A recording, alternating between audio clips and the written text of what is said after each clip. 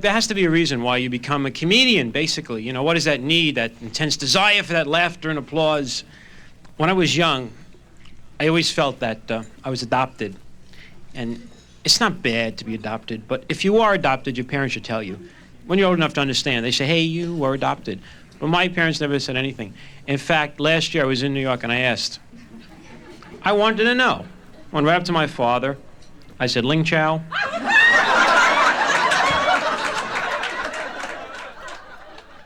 Growing up in New York, real bummer, because you're always in a class scholastically. See, in every grade there was the 1s through the 5s. Like it was 6-1 through 6-5. Now the brightest kids were in 6-1 on down. I was always in the 4s, next to the dumbest. Actually, the 4s were the dumbest because the 5s were like the criminals. They were the only kids in the yearbook that had pictures front and side view. Now, as if it weren't bad enough that you were going to school with the same group of kids throughout your whole elementary school career, when you were in one of those classes, it was always alphabetical order. I sat in back of the same kid for 7 years in a row. His name was Arnold Horshack. Talked out of shy of his mouth like this. Hello, I'm Arnold Horshack. Horshack was not too cool. If it was 5 minutes to 3 and the teacher forgot to give homework, he would remind her. Miss Montgomery, aren't you going to give us any homework? Oh, that's right. For tomorrow, memorize the Encyclopedia Britannica. Horshack also had his name on everything. Came to school every day with 6 pens. Each pen had Arnold Horshack written on it. If I really needed a pen, he would not give me a pen. Horshack, please give me a pen. I need a pen, Horshack. Sorry, no lonesies. By the 3rd grade, everybody started to call Horshack Horseshit. By the 4th grade, even the teachers picked up on it. All right, who knows the answer to that one? How about you, Horseshit? You know what that is? Outside, whatever you said to Horshack, he would say, oh, yeah? Well, up your hole with a Mello-Roll. A Mello-Roll was a little ice cream that they sold in New York. And up your hole with a Mello-Roll was a rank. See, whenever you said something bad about somebody, that was called ranking them. Either said something about their parents, or you told them to shove some inert object into one of the different orifices of their bodies. Now, the more you dislike the person, the larger the object. With Horshack, it was things like the Empire State Building, the Louisiana Purchase.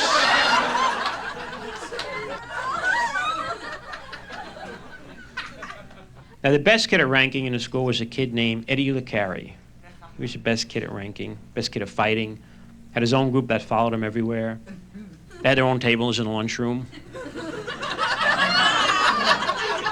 Only tables that had a waiter, you know. We had our choice of milk or orange drink. Eddie LeCarry had a wine list.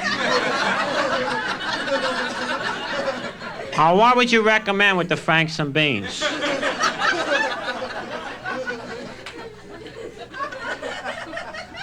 Eddie LeCarry was the reigning ranking champion. Best kid next to him was a kid that was about a year older, a black kid named Freddie Payton. Freddie, you had to call Freddie Payton Freddie, because you called him Freddie, he really got pissed off and he would rank you, you know. They had it out one day. Freddie Payton had some good Italian lines. Hey, LeCarry, you know why Italians don't have pimples? Because they slide off.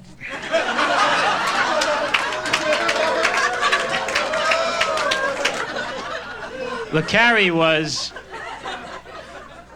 was the inventor of the masquerade party rank. That was his specialty. So he looked at Freddie Payton and he said, why don't you shove a stick up your ass and go to a masquerade party as a fudgicle?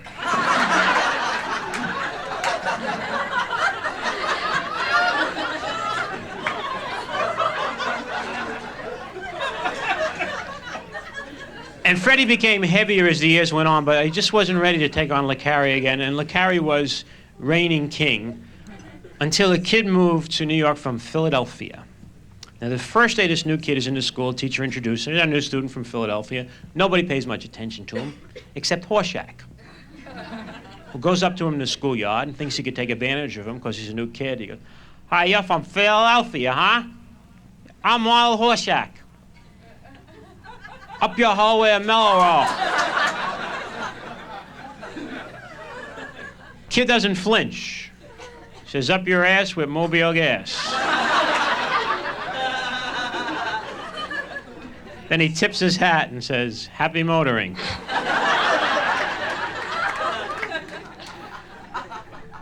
Horshack thinks for a minute and fires back, "Oh yeah, well up your hole with a Mello-Roll."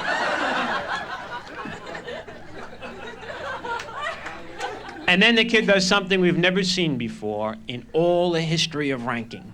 He does his next rank in an impression. Does Groucho Marx ranking. "Oh yeah? Well, love your bird with a say good word."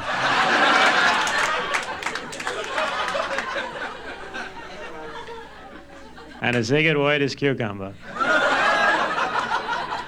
By the way, I heard your mother's like the Pennsylvania Railroad. She's been laid all over the country.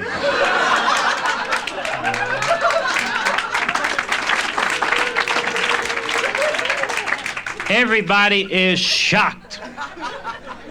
We have never seen class like this.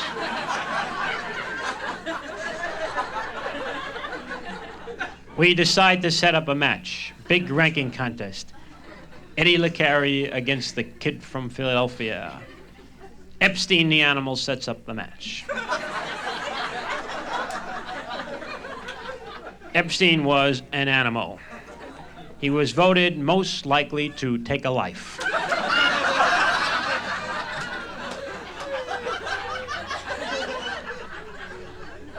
Epstein talked like this. I don't remember when he didn't talk like this. I think when he was born, he talked like this. Said to the doctor, "Slap me again, I'll break your fucking head." You know?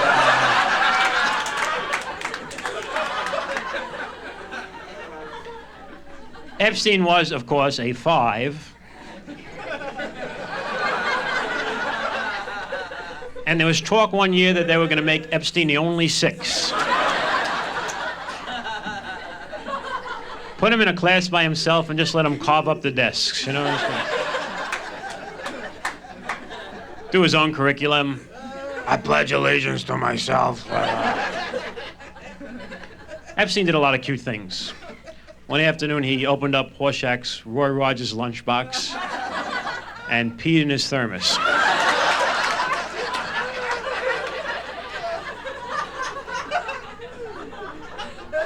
"My Bosco tastes funny."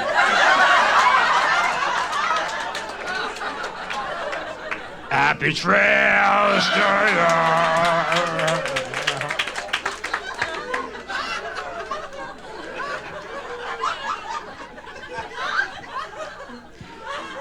Match is set up. It's going to take place Friday in the gym. It's okay because we have a gym teacher who's really into things like this. Gym teacher's name is Mr. Caruso. Mr. Caruso does not speak English. He speaks gym.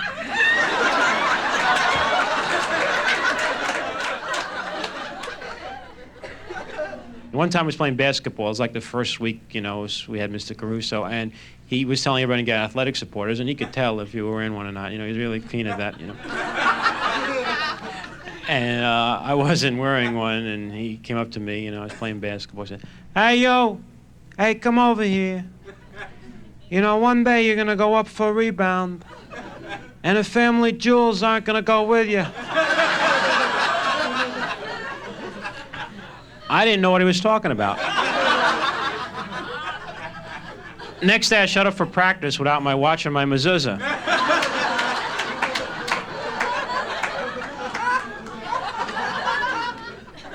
Said, "You take care of the family jewels?"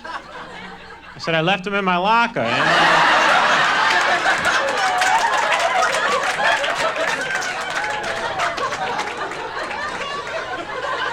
Took us a half hour to revive Mr. Caruso. Match is set up. Friday in the gym. Gym is packed. Kids come from other schools. Eddie LeCarry and a kid from Philadelphia walk to the center of the gym. Scoreboard is lit up. Cheerleaders. Rank 'em high, rank 'em low, rank 'em anywhere I'll go. Your mother, yeah, your mother.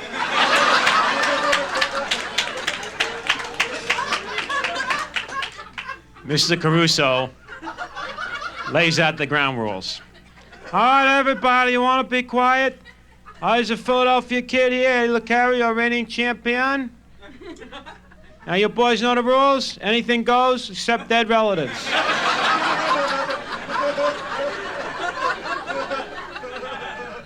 LeCarry here being our champion, we'll go first. Carrie walks around a circle, eyes the Philadelphia kid out. Hey, so this is the Philadelphia kid, huh? Listen, I heard the only reason that you was born was because the drugstores were closed on Sunday. I also heard your father is a skin diver for Roto-Rooter.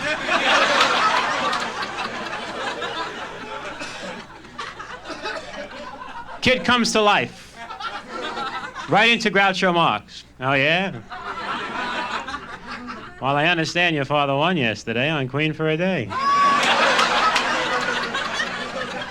Say the secret word, and your sister gets a free shot of penicillin.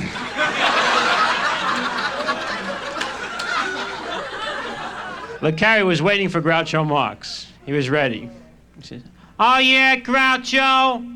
Hey, why don't you take your bud, put him in your DeSoto, drive them both up your ass, and wait for George Fenneman to give you a loop job.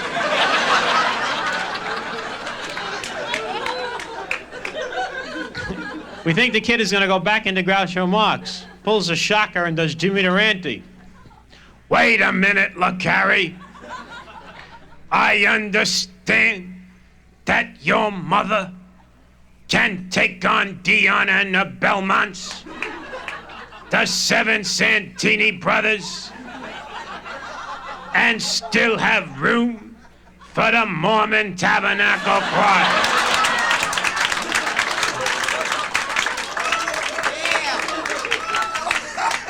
Inka-dinka-doo. Everybody in the gym goes, whoa.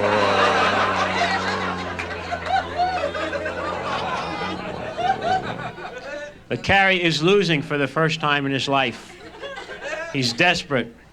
Pulls a desperation move. He says, oh yeah? Well, up your hole with a Mello-Roll.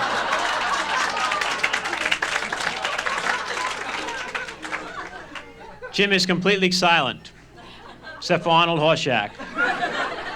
That's a good one, huh? Up your hole with a Mello-Roll? Wasn't that a good one, huh? Kid finishes him off with Alfred Hitchcock.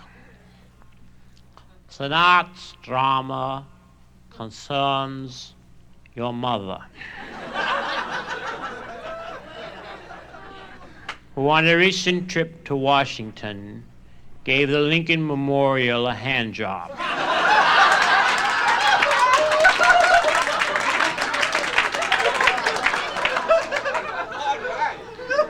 Mr. Caruso stops the contest. Goes up to the kid, he wants to know if that's true.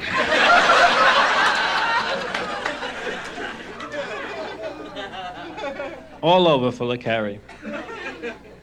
I wonder if that's strictly an American phenomenon. You know, you think they do that because they do that on all social levels in this country. You know, it goes by 100 different names, but it's the same thing. You do that in France? Hey, c'est maman copulate avec Eiffel Tower.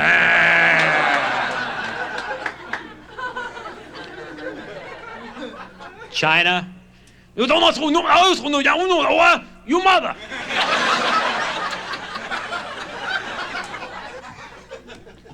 Poland? Hey, Toyeski, my mother wears combat boots.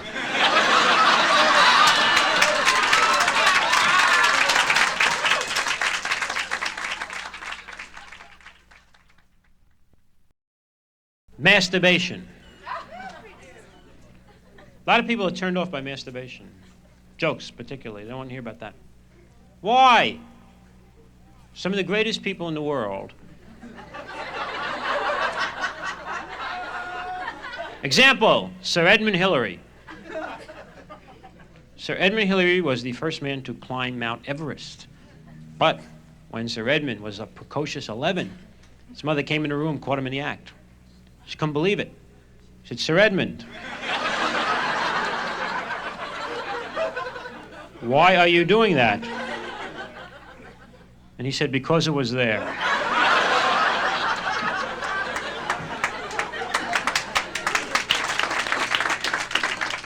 The first person I knew to masturbate was Eddie LeCarry. He used to tell us how he would go home and masturbate while he watched American Bandstand.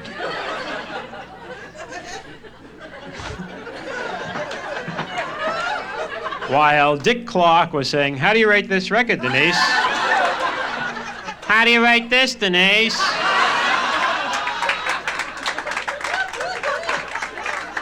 You give it 100, Denise? Dance to this, Denise.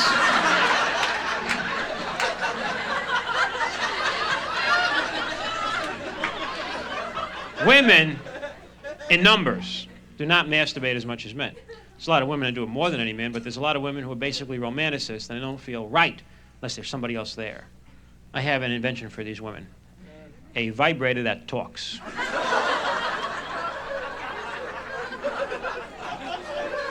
Could have a little recording device in there, you know? I love you.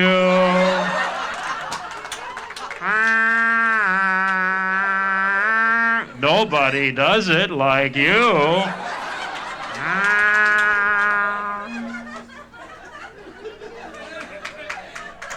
Could have a special kind for married women. After it was over, it would fall asleep. You know?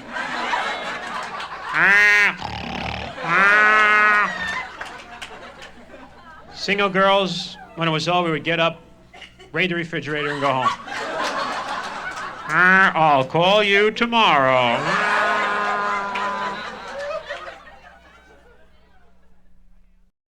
Okay, I'll stop talking about masturbation. Get into something else. Nocturnal emissions.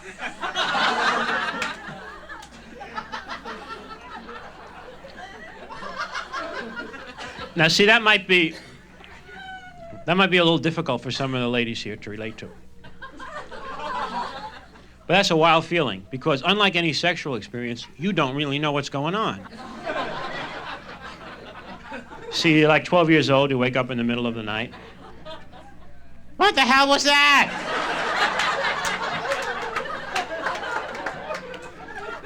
I gotta remember what I was dreaming about. Tell you something else. Mothers like nocturnal emissions. Mothers. Because for the first time, their sons make their own beds. Ma, listen, I made my bed already. I cleaned up my whole room. You don't even have to go in the room. It's all cleaned up. I'm also wash the sheets when I come. You're working too hard, Ma.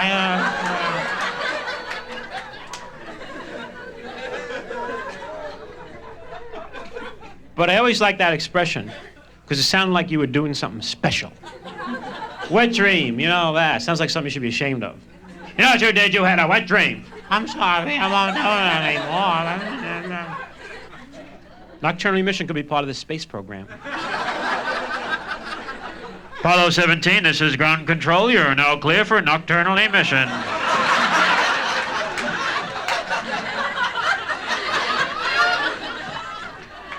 Okay, you go first, Buzz. They gotta be doing something up there. They're there for a long time now. Although, you know, it's pretty difficult to masturbate in a space capsule.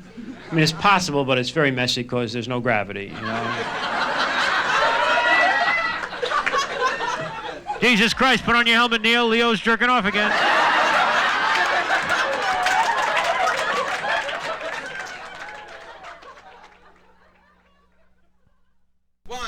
2 and 3 and 4.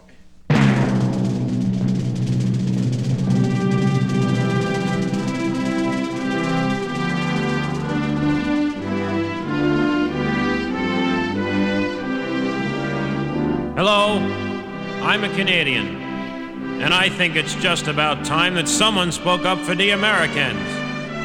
I speak up for the Canadians, but there's a bigger record market in America.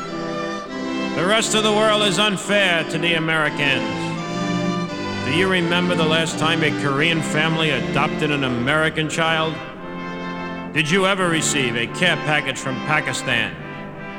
Did you ever hear the truth broadcast over the voice of Poland? The United States has sent millions of dollars in clothing abroad. And now, while young people are running around naked on their college campuses, has anybody sent them a pair of shorts? Nobody ever helps the Americans.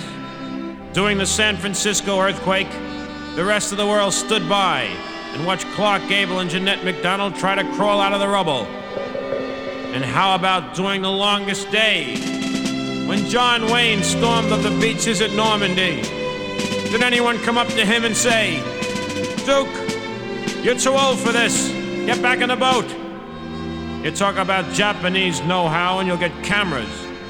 You talk about French know-how and you'll get automobiles. You talk about American know-how and you'll get Japanese cameras, French automobiles. And then there's food. Who else has the Big Mac, the Whopper, the Jumbo Jack? If so, why don't they eat them? Why has no one else ever equaled the American hamburger? And airplanes. Who can say, "Fly me, I'm Connie, and I really move my tail for you"? Could any other country pass the Viva paper towel test? Does any other country have little men in boats floating around in their toilets? Who would blame the Americans if they sent Yul Gibbons over to Russia to eat the Kremlin? And me, this Canadian's not gonna stop complaining till I get my picture on the cover of the Rolling Stone.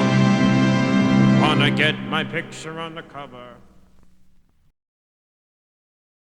Okay, she's hypnotized now. I'm going to talk to her. How old are you? 12. What's your name? Regan? I'm addressing myself to the person who's inside of Regan. You are also hypnotized, and when I ask you to speak, you must identify yourself. Who are you? This is Howard Cosell in possession of a small child.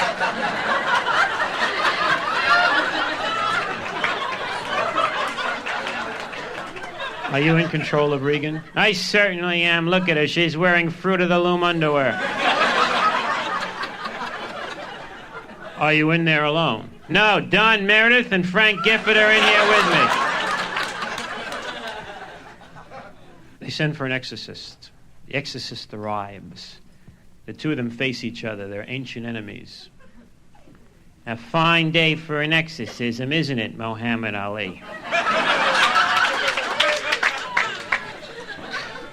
Come on out of there, Cosell. You don't belong in there, old dumb, stupid hat Cosell, going where it don't belong. Come on, I'll do the rope-a-dope, I'll do the Russian tank, get you out of there, Cosell.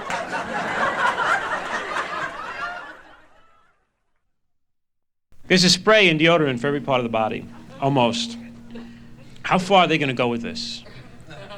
Who knows? This might be the next commercial you see. Hi, my name is Sally. Nobody ever asked me to go anywhere. What's wrong with me? Sally, you've got EEO. I've got what? Something wrong with my breath, right? No. It's my underarms. I knew it. No. Now, wait a minute. No. Listen to this nice man. Hi, Sally. I'm 9 out of 10 doctors. Sally, back here we have a diagram of your inner ear. Now, doing a hard day of active listening, tiny particles accumulate in the hills and the credenzas of your inner ear. We in the medical profession call these particles ear plankton. Now, ordinary ear deodorants cloud up ear plankton. This can cause audiosis or EEO, embarrassing ear odor. However, medically approved LOBE, lobe, dissolves ear plankton and floats it gently down into your head.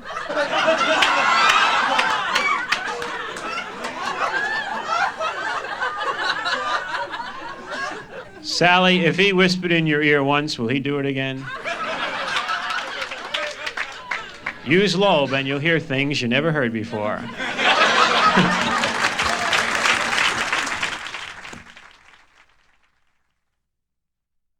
How about some of the old television shows? Father Knows Best. See, I really like that show, Father Knows Best, because I had the same identical family situation.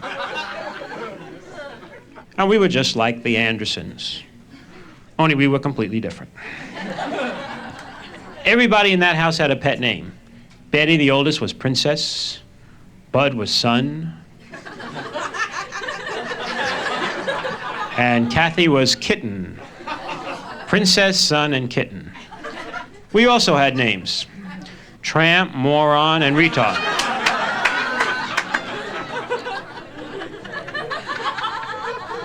Jim Anderson, though, was a father figure. He was too much of a father figure. He was ridiculous. Came home from work, how did he unwind? Just like my father and yours. Took off his jacket and put on another jacket that was exactly the same. Only this one had patches on the elbows. Remember his patches? Yeah. As soon as he had his patches, he could solve problems. Never went anywhere. Want to go out tonight, Jim? Have a few beers with the boys? No, I gotta go home. Bud's breaking in a t-shirt. Gotta be there. Margaret Anderson was always coming out of the kitchen. Whatever happened, shot to Margaret coming out of the kitchen. For a while, I thought she lived in the kitchen. A little cot slept in the kitchen.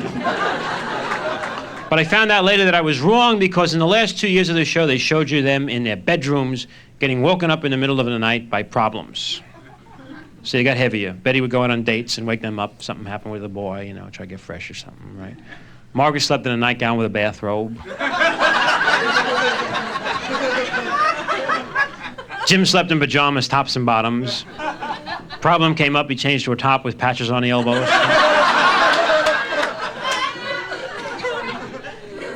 Suppose Father Knows Best was made today by Norman Lear. Makes All in the Family and Sanford and Son.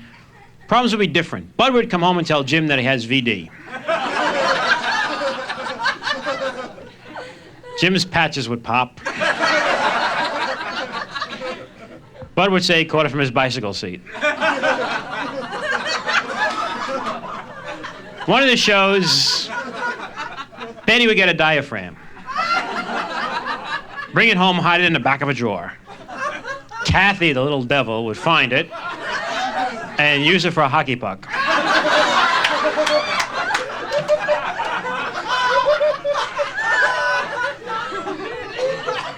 Margaret wouldn't know what to do, so she'd bake a cake. Jim and Margaret might decide that they've had enough of each other sexually. I mean, right, it's been a long time, so they'd join Springfield Swingers Club. Answer an ad in the Springfield Inquirer. Send the kids away for the weekend. Margaret would get into the mood, make some obscene Jell-O molds. Put them on the table, shake them around. Look at that, Jim, ain't that something?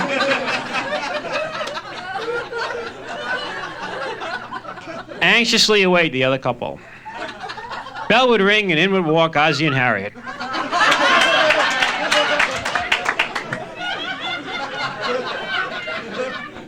Ozzie would say, "We like those pictures you sent. We've never seen a naked man with patches on the elbows."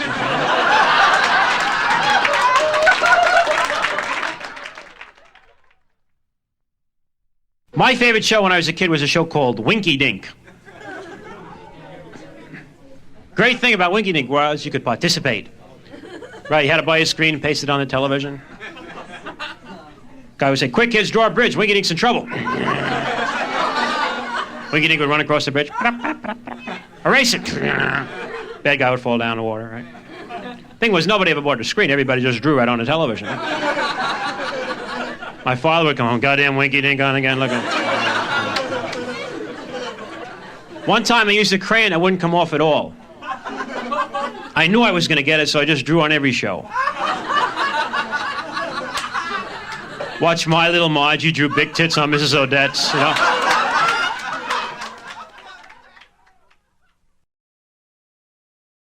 Every week, Ed Sullivan always had an act for the little kids. There was an act for the teenagers. And there was an act for every different ethnic group. That's how his show was based. Make sure every week you got something for everybody. But what did he really think about that? Suppose he got a little drunk on his last show. So he said, "Hey, Ed, come on, it's your last show. Have a drink with us." "All right. Well, here you go to all of you, and it's been just wonderful these weekends." He got a little stoned, and after 23 years, Ed Sullivan came out and he said what he really thought about his show and his audience.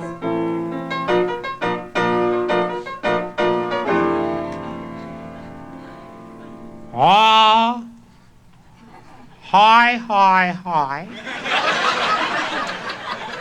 Oh, you want to know who's on our show tonight? Oh, why don't you look in your damn TV guide? Why do I have to say every week who's on the show? All right, let me see it. Is he here tonight? Well, for the Jews, Myron Cohn is going to tell you some Jew jokes.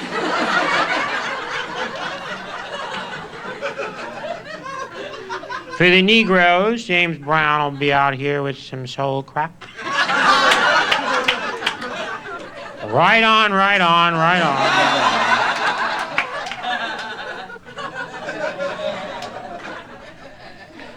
From Italy tonight, here are the magnificent Italian acrobats,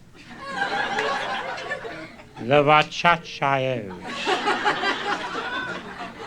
Vecchio, Vacciaio.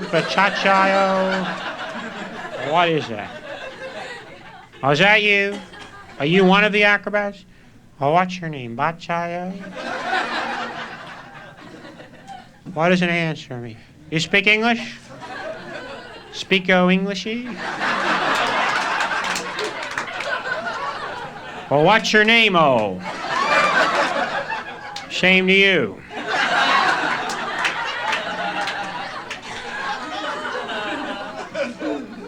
Kate Smith made her first appearance back on our show in 1948. In over years, Kate Smith has graced our stage over 63 times. Now, I'm sick of looking at her. But you open our show tonight. Here, what? Who's in the audience? Girl Scout Troop 114.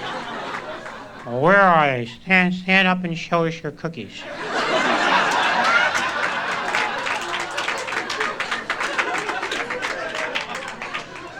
But you open the show, the zookeeper in New York's Bronx Zoo, going to show us some zookeeping. And you come in here tonight and give a monkey an enema. So let's really hear it. Well, you youngsters are going to like this. And your National Wildlife Association reminds you that a regular monkey is a happy monkey, right? Bring in your monkey, zookeeper, and sock it to him. Where's your monkey? He doesn't want to do it? Oh, why don't you bring Kate Smith in here? Come on, Kate, we got a surprise for you.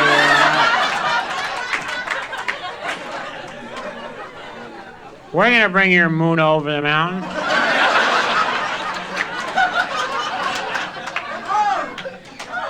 She doesn't want to do it either. Where's Topo Gigio? Old faggot mouse. Oh, I'm not gonna do it. I'm going home. Well, you know,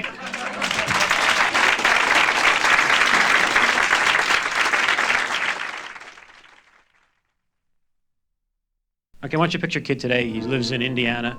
He's writing a letter and he has a picture. And you made me love you. I didn't want to do it. I didn't want to do it. You made me love you, and all the time you knew it. I guess you always knew it. You made me happy sometimes. You made me glad. But there were times you made me feel so sad. Dear Miss Lovelace, I guess a lot of guys write to you, and you don't have to answer this if you don't want to. I just had to tell you about the time I saw you in Deep Throat. You weren't like a regular actress. You were just like a person you would meet anywhere in a massage parlor or a sword-swallowing school.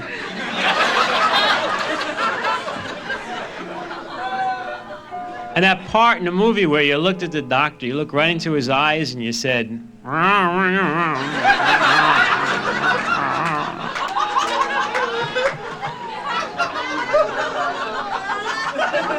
and gee, it wasn't easy to look into his eyes because they were rolling back in his head.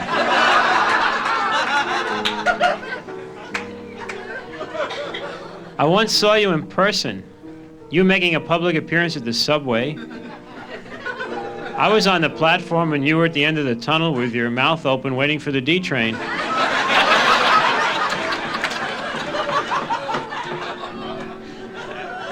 And you smiled at me, you smiled right at me, and you said,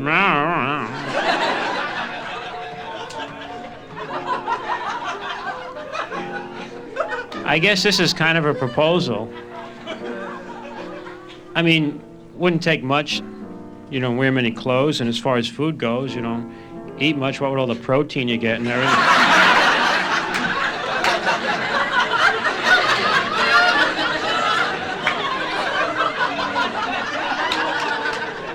I know my family would like you. My dad's kind of religious, and if you were there, there'd always be enough guys around for a minion.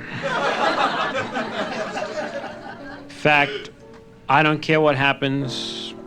Let the whole world drop. As far as I'm concerned, you can always stay on top. Because you know you made me love you.